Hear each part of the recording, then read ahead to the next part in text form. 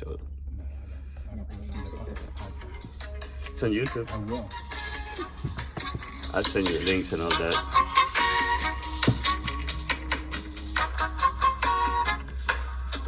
Can I dance in the back? Welcome, Allison, to episode número 9. Number 9. Number 9. For And those who don't speak Spanish. yeah, how many people don't speak Spanish here? You have to learn how to speak Spanish nowadays. Actually, you know what? It's a very good theory about everybody having to learn a second language. I agree. And I think if anybody's going to learn a second language, it should be Spanish. But Well, you know, that's the most useful right now. yeah, I would say that's the most common Yes. in the United States. That's definitely the second language. I don't have the data with me, but I know by at least the states that I hang out. It's good for business. A lot of people speak Spanish. I was talking to somebody yesterday, and they were from Texas. They spoke Spanish. I was like, yeah, Texas is northern Mexico, and Florida is northern Cuba. Yes. They took the joke. So how you doing? I'm good. How you been? I'm great. Just got back from spring break with my kids. Oh yeah? How was it? Where were you? We went to Holden Beach, North Carolina for a few days. Mm-hmm. Ran back Saturday morning to the Koger Center to see Annie Jr., the play. Annie Jr. the play. Well, actually Annie. And then Thursday night, this coming up Thursday, my middle daughter is in Annie Jr. At her elementary school. So that's a great segue into what we're going to be talking about today. So, well, yes, the people that are watching through YouTube, they can see our background. We are sitting on Chapin Theatre. Yes. And we will have Chapin Theatre Spearhead. Is that a good name to put it at? That's a good name, yes. Yeah, the wizard behind the magic, like the Wizard of Oz, you know, the guy behind the controls. The one behind the veil. Yes, his name is Jim DeFelice. He's been a very good friend. He's actually one of the very first people that I met in South Carolina. Actually, you know. And he still hangs out with you. Yeah, he's theater guy, so he might be a little bit crazy, you know, but he does. So, what do you think if we bring that interview first? And Yeah, then let's do it. Yeah? All right, here you go. Jim, can you repeat that now that the camera is on? I Yes. dare you. Carlos needs to not talk so much and let Allison talk. Jim, she keeps saying that. This is our 9th episode, and she's still saying that I talk too much. I don't talk too much, but let me tell you one story that I have. Allison, have you met Jim? I have not. Jim Nice to meet you. DeFelice. Nice to meet you. Yes. I'm excited to be here. I'm excited for you to be here. This has been a dream of mine ever since I started with the Chapin Theatre Company back in 1990, for us to have our own building. Now, we had a great old building at the railroad tracks. People go by all the time, see this Chapin Community Theater. It was an old auditorium. And we were there from 1979 till 2010. Oh, wow. When the school district said that we're not going to insure this building anymore, you need to find a new home. So we had no place to go. So we did our very first show at the Prosperity Town Hall. Prosperity Town Hall. And that didn't work out very well. Jim, for those that don't know you, Sure. Give me a little bit of background. How did you end up running the Chapin Theatre? And what would you call, or if you have a story about your first show? Oh, I do. I actually have a show. How this all happened for me. At college, I ran a dorm. I was a hall director and a resident life coordinator at some point. But I used to have this quarterly function where people would audition to play music, do skits and stuff like that. So every quarter, so that's the only theatrical thing I've ever done in my life was that quarterly. I was the master of ceremonies for this quarterly show. Did it about 6 times while I was at school. Well, when I got up here, I'm Catholic, went to Our Lady of the Lake, and I was in the choir. And the director of the choir said, you got a great voice and all this other stuff. You really need to learn how to read musical notes because it'll help you in all the things that you do, in choir. So I said, sure. So I go for my very first piano lesson from her, and she says, they're auditioning for a show up at the Chapin Theatre. And I said, have you, and she asked me if I'd ever done this. I said, college, I ran a spotlight, and I did a couple other things. She said, well, go up and audition. So I went up and auditioned. It was just a kid's play. Best Christmas pageant ever. I played a fireman, came out, created havoc, fell on the floor, did a tumble that I could do, and went off. That was it. You know, one line, out, and out. But what happens is, you get the hook. Yeah. I never took another piano lesson, did 8 shows in a row, fell in love with it, and about a couple years into it, I'm not going to go through all the details, Boyd Brown, since deceased, asked me to be on the board. I was about 2 or 3 years into it. And so I loved being on stage. I loved helping. You know, at that time I worked for AT&T, and so I had a lot of business communities, but I just kind of worked it in with everything else that was going on in my life, and it's difficult to do because it's very time consuming. But so that went from a piano lesson to you know, doing shows all the time, to being on the board, to for the last 20 years being president of the Chapin Theatre Company. So that's the brief story of it. And now you mentioned AT&T, time consuming, effort, all that. All this work that you're doing is for the love of art, right? Completely 100% volunteer. I have never been paid in all the time that I've been here. Wow. I don't, you know, it is my labor of love. It's what I give to it. Very few people are paid in this. We're one of the, most of the theaters in town have a lot of volunteers. We pay a small stipend to a director. And I mean, you know, maybe 50 cents an hour for all the time, or 25 cents an hour for all the time he puts in. We pay a little bit to a stage manager. And if we have to hire like somebody to teach dance or something like that, we might bring in. But these are small stipends, really, really small. Everything else goes into production. I mean, there's a set that we're being built right now, and so forth. But for me, what happened as I started out, we had this building, we lost this building, we started going around. Harbison Theater opened up, and so we moved there. We did 5 years at Harbison Theater, but it's not where our core audience is. You know, so though it's a great theater, 400 seats, all the bells and whistles you want of any theater you can imagine, you know what I mean? It was kind of not where we were. Plus the rent kept going up and we couldn't afford it anymore. Small detail. But so the Firehouse opened up in town. American Legion had rented it from the town, and we tried to figure out if we could do shows there. And that had a whole story in itself. The very first show we did there was in the middle of summer, and it was in Maine in the winter, and there was no air conditioning in the Firehouse. Oh, wow. So and you had a train coming behind. Train. Right? So I used my project manager skills, got a diesel engine and a remote outdoor air conditioner from the cat dealership, and they brought it out there. I threw a little money at it, you know, personal money. You know, I could have an air conditioner. So in between, it was a vignette. Every vignette, we turn the air conditioner on, cool it off, do the next vignette. Go back and forth like that. It's funny you mentioned the train. One of the things we like to do as actors, that we give each other $1. If you can integrate the train into the play, because when we were at the old Firehouse and when we were at the that was so community cool. theater, you know, so, one that pops into my head, there were 2 ladies on stage doing a 2-woman show, and the train came and she was in the middle of her dialogue and she just started going, you know, when the train is going. You know, another guy says, hey, maybe I should take the train and get out of hot water, you know. It's fun. But now we're here. We don't have it. Yeah. We have no train. We do have rain, though. This is a metal roof. Oh, yeah. Last night when it was raining like crazy, they were in rehearsal. Tiffany texts me, Tiffany, our artistic director, she could hear it. I said, listen, we got rid of the train. Now we have rain. We just took the T off. But it's not that loud. Beside the other night, it doesn't happen. The other night was like dropping. Believe me, I'd rather have a little rain than than a train every day. Jim, all right, and I want to keep going on the money issue, but you know, it's kind of interesting to know where all these come from. Is it all donations? Is all like, is there a government fund for this? So let me. I'll go backwards from how we got here. The property that we have and all of the renovations we did to this is an old. The guy made, not old. It was only 12 years old, but the guy had made horse medicine. It is a manufacturing facility where we are. Tiffany and I looked at it. Horse medicine. Horse. They made medicine for horses.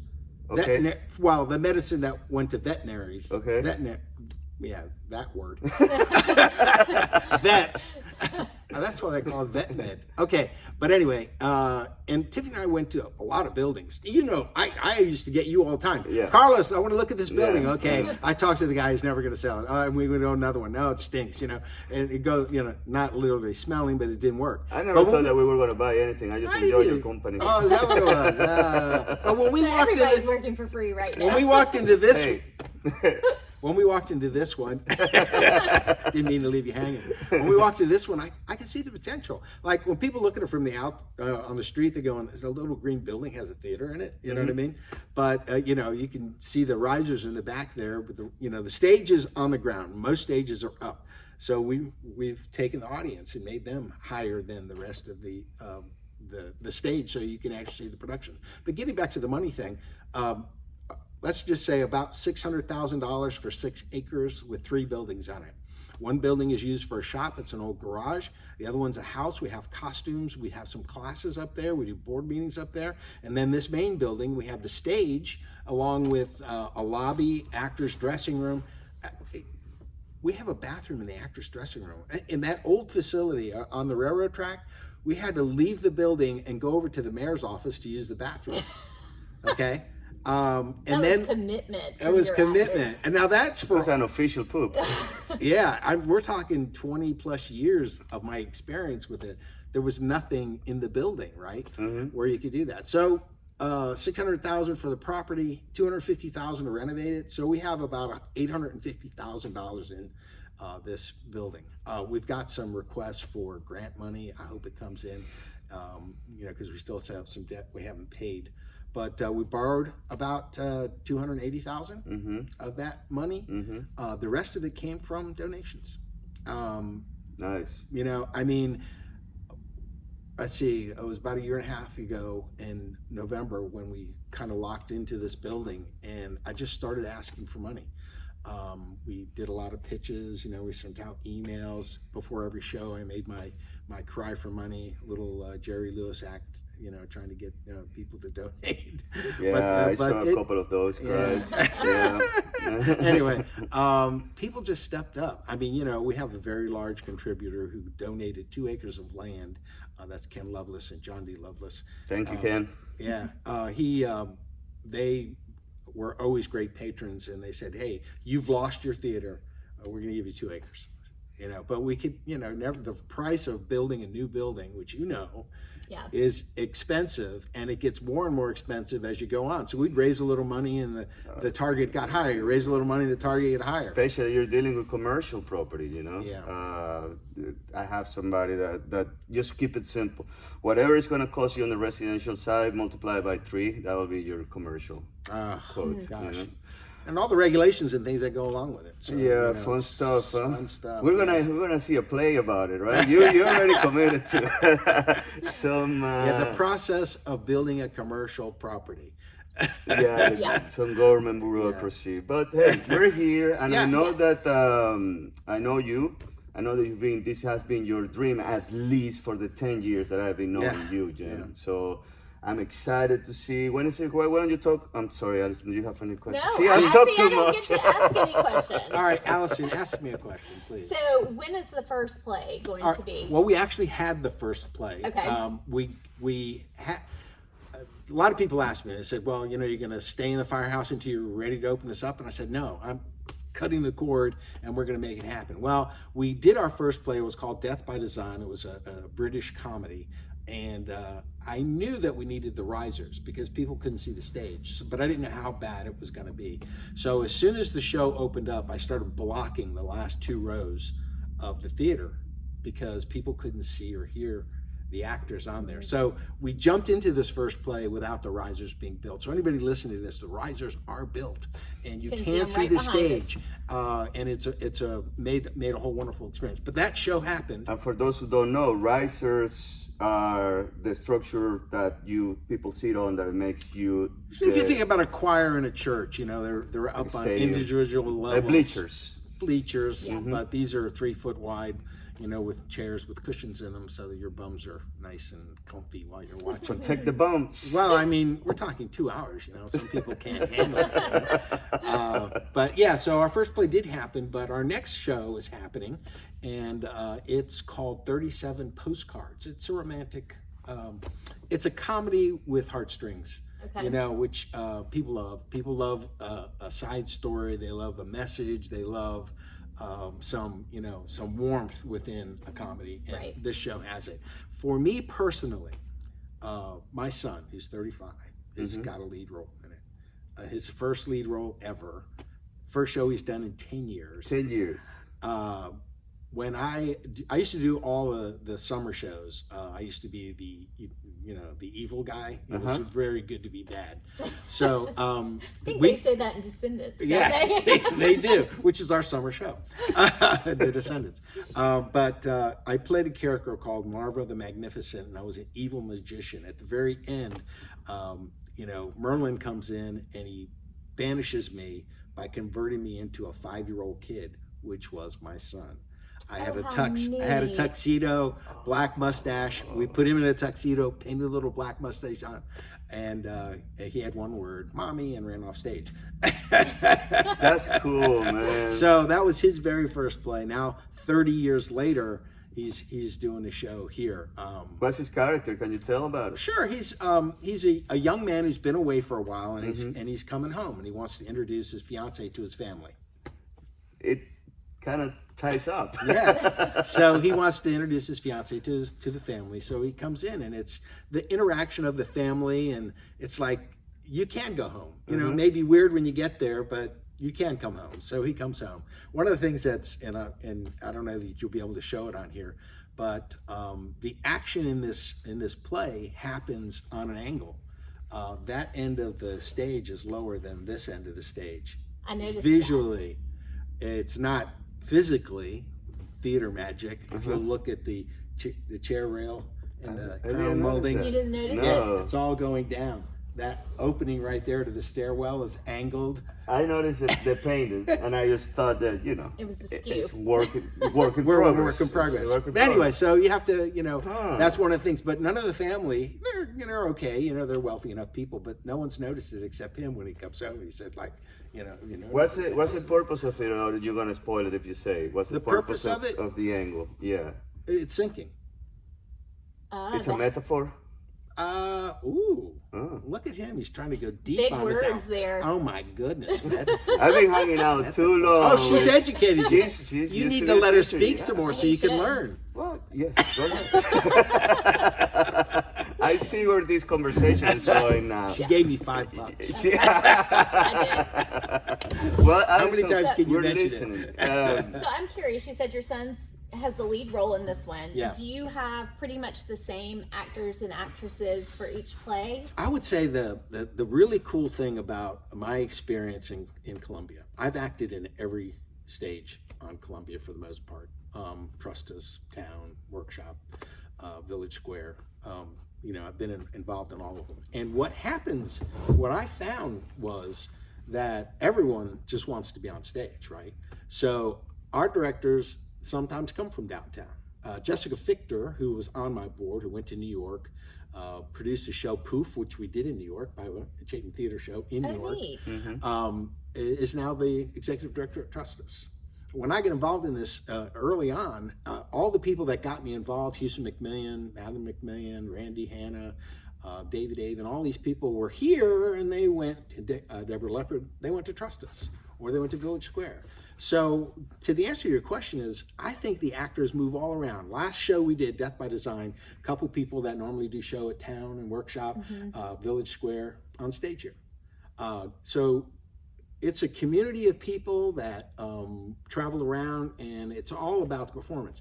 I don't think, I think the difference between the theater is how much money they can throw at the production. So Town Theater can afford to fly in Peter Pan. Right. We can't afford to fly in Peter Pan. Other theaters, when they've done this show, 37 postcards, have actually raked the stage, but that's it's going to cost me $1,200. Yeah. And I said, no, I can't do that. And let me tell you, that's, of course, I'm a little biased because I'm rooting for you and Yeah, everything, thank you. but at the same time, that was one of the very first things that hooked me into your company. And it was, I'm coming from New York, you know, Broadway, Yeah. huge Broadway shows, off-Broadway shows, those big productions that you're talking about, you know, amazing performances live. And you're talking about Chapin Community Theater. So I'm expecting something, you know. Hokey. Rinky-dink. I'm like, all right, let Less me see. than. Kind of like Let a me garage see. production. Yeah, let me see what you got, you know. And I remember the show, and I'm trying to remember the name of that first show. Letters to My Mother, or it rings a bell.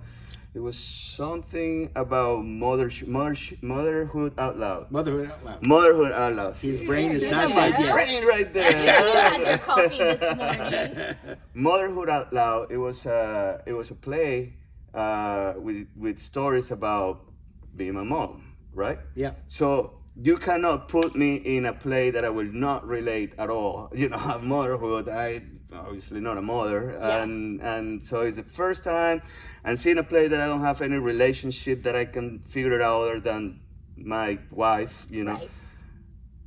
and I came out of that play just. I think that I even got water on my eyes. I'm not gonna call it tears. It was amazing. Yeah. It really was. It can make you feel. I walk out of, and that was in the old firehouse, and I walk out of that show like I couldn't believe it. I couldn't believe that you and your actors and the whole thing, Community of it, yeah. the whole community and the whole setup. You know, being sitting on a plastic chair, having my bar was like, oh, my bar is so low here. I'm not expecting anything. That was honestly how I was. Yeah, you yeah. know, a little bit snob in there coming in. New York And snob. just getting punched in the face right there, dude. We're good, and we're gonna prove it. And you were. That's awesome. Yeah. Here's the thing that's even better about this theater. It's unique to us. We are the most intimate theater in Columbia, in the Columbia area, in the 50-mile radius. By the way, there are more theaters in the Columbia Midlands area than there are in Charleston, Savannah, Charlotte. We have more theater here than most other communities, 3 and 4 times our size. But for us in this community, you have 90 seats-ish sitting within 20 feet of the stage.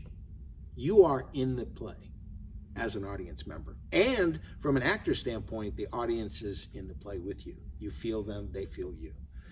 That's unique. And it's so, shows like Motherhood Out Loud, this show that's coming up, 37 Yeah. Postcards, it's just, it pulls you in because you're, you know, town theaters, it's great, 335 seats, you know, when you're way in the back, can you see, you know, facial expressions? Right. You You can. just can't. Yeah. Here, you can hear the tiniest little, you know, grunt that somebody might make, you know, to express themselves. And certainly you can see the eyes and all that other stuff. Well, Very I'm glad intimate. you had that. I mean, you know, you helped me out so much. You did these wonderful little video commercials for us, you know. Oh yeah. All right. So when we It'll were make you blush when now. we were at Harbison Theater, which we did a lot, we did Noises Off. Noise is off. Yeah. that Okay. was awesome. Now this is a production where the show is done in 3 acts, where the first part of the show is done from the front of the stage, Okay. front of looking at the stage. The second part of it is flipped around, and you're looking at the back of the stage. Now we had a set, very intricate set that spun. Oh wow. Okay. So you saw both sides. So, you know, granted, you know, with our budget, you know, that one did cost us a lot of money, but you know what I mean? It was super interesting. It was so fun. Yeah. You know, that show was so fun, and you captured it very well. You got to play that one time, just that little vignette in one of your podcasts, Oh, yeah. because so we can see it. Yeah. because it's a great way of seeing a show with a lot of production quality value. That's what we call it, the production value. But So do y'all hold open auditions anyone can try out, or Yeah, do you have to have experience? we love having newcomers. Obviously, they're not all going to be cast. It's difficult. One of the things that you learn for anybody who's interested in auditioning, you know, audition for the bigger shows when there's lots of roles. You know, summer show, there's lots of little extra roles. Get your feet wet on there. I know I was explaining to another guy, when I first started, man, if I didn't get cast, I got mad. You know what I mean? You know, and I didn't have any experience, you know what I mean? And They don't deserve me. you are missing out on something fantastic.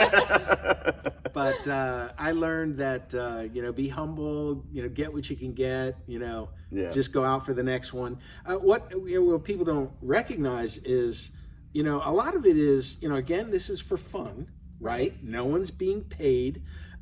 We want to have a good experience. We don't want drama in a drama, backstage and all that other stuff. So what happens is if you're an idiot in audition and you make yourself like I did, directors don't want to cast you. You know what I mean? And we're all guilty of this. I know your body of work, say. And so I have a role which I can only see you in it. And sure, a bunch of people come audition, and it's kind of hard for me not to cast you. If I know you, I know a work ethic. You know what I mean? Yeah, that's very important. It's so important. And by the way, whenever I sell the children's aspect of our thing, it's something we give, right? Not everybody can play baseball. Not everybody can play soccer. Not everybody is a gymnast. Some people want to get in front of, don't have the skills to get in front of people. Yeah. It's a great way to learn it.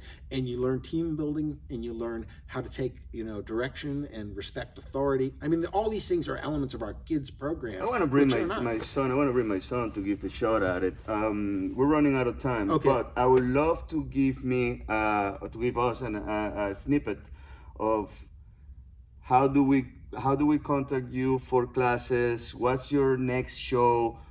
Just invite people that are listening, that are 3 and 4 very people that are listening to us. All 6 of you. 7 now, hello. at least. Thank you, 7. All right, so start with chapintheater.org. That's our website. Okay. Chapintheater.org. Okay. Chapintheater.org. Simple. Theater is TRE. For you those don't know, live performance theater is TRE. Movie theater is ER. Okay, that's the difference. That's the difference. I never knew that. So we're Chapin Theater Nugget. Chapintheater.org. Let's start there. You can go to tickets, membership, understand our season, understand our educational program. All of it is there. Okay, maybe it's not exactly what you need, but you can always call me or Tiffany. We're the main people.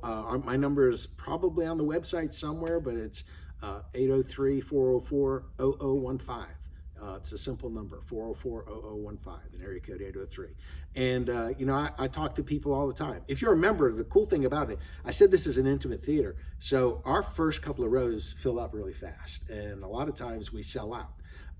But if you're a member, you get advance notice, so and it's cheaper. If you're going to go see 4 or 5 plays, become a member. And Jim, it's community, it's building up community, supporting arts and culture in our community, I love that. We're a very sports heavy community here, the kids community. Yeah. So this gives an opportunity to, like you said, some of those even athletes can come in here and we have athletes all the time. Yeah. Sometimes we have to work around,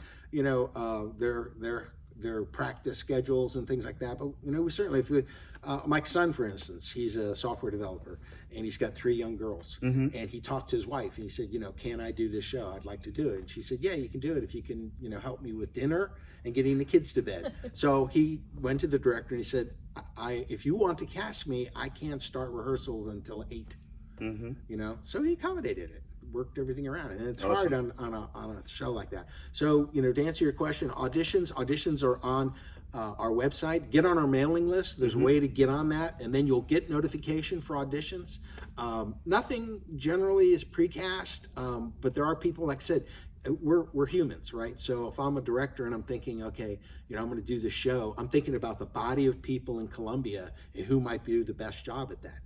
So our shows coming up next, 37 Postcards, opens May 5th, Cinco de Mayo. Cinco de Mayo. For like 3, we talked about Spanish before. Margaritas. And then our summer show is The Descendants, which is a really fun musical about superheroes and villains and their kids and how parents deal with their children. All done with liveliness. So it's not the George Clooney movie, it is the Disney musical, The Descendants. And then in the fall, we're doing Stilt Girl, which is an original play by Lou Clyde. Lou has written about 5 shows. We've done about 3 or 4 of them. Very talented. One, which Poof, which we took to New York City. Nice. Which was really nice. And then our final show is Christmas show. My gosh. A Christmas Story? No. It's the one with Stewart. Jimmy Little? Stewart. No, Jimmy Stewart. No, Jimmy Wonderful Stewart. Life? It's a Wonderful Life. Thank you. But it's the radio show. Allison. Thank you. Look at you, man. She's all over it. If I you'd can't let me talk, you'd realize how Oh much my I actually know. Anyway, it's the radio All right, show. bye, guys. It's the story told from a radio. It's a live radio broadcast of It's a Wonderful Life. Oh, So that'll be you're interesting. in the audience watching a radio show being put on, but it's the story of a wonderful life. Obviously, the actors have a little bit of things that are going there, but the story is still. Obviously, I cannot act on that. Otherwise, I would not let anybody talk, according to you. Well, Jim, That's what thank you directors so are much. for. Appreciate Thank it. you, Allison. thank you. Nice It to was a meet pleasure you. meeting you. And that was Jim DeFelice. Yes, that was great information. That was a lot of cool information. I always have seen the sign for the old Chapin Theater Mm-hmm. across the railroad track, but I've never been to one, so I'm really excited. We should come see the next Well, play. you've never been to a play yet? Not one of theirs, no. All right. If you're listening to this and you've never been on a play, I can't tell you enough that you should, you must, you have to. You have to, and you have to tell as many people as I can. They're really cool. You And know? he said they usually sell out, so Yeah, if you're people right now, they don't go to movie theaters anymore. You know that? I mean, it's. gross. I wouldn't say gross. Well, you could pay $20 to watch it from home. I mean, why not? That's what I'm saying. You know, like now you can get a lot more options to have. So going to the theater has come. I remember when I was a kid, and probably when you were a kid too. You going to the theater was something It's a that you big deal. could do once a week. You know, Not maybe where once I every live, once but- once every other week. You know. I don't think I've been to the movie theater this year, or probably went once or twice last Can't year. remember. I remember my kids saying, "Hey, let's go to the movie theater." You know, when But I let's would go be, to a play. That's the point that I wanted to get. Yes. This is a much better experience. It really is. And you're supporting local. Oh my God! It's Yeah, you're huge. supporting local instead of Hollywood. That's That's a right. good. Always a good thing. That's a good thing. And it's the new location is so close to town. It's a right off I-26, exit 91. But if you're coming from the highway, instead of turning towards Chapin, you turn to Turn the the other way. side. Yep, So the Chapin Theater is on the other side. it is. Yeah. West side.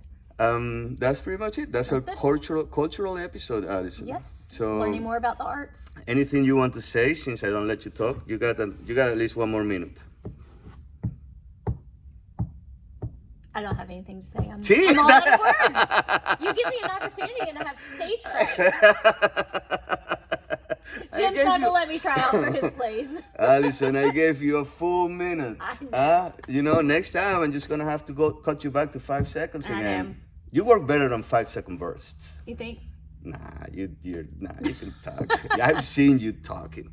Anyway, 30 minutes on the nose. That's right. Thank you so much for listening. You can always subscribe.